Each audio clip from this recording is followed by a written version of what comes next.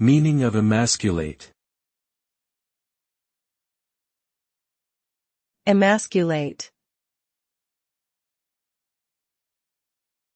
Emasculate. Emasculate. Emasculate.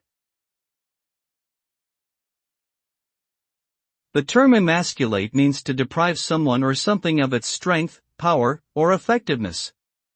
It is often used in a figurative sense to describe the weakening or neutering of something. In practical terms, emasculation can lead to a loss of confidence, reduced productivity, and a diminished sense of self-worth.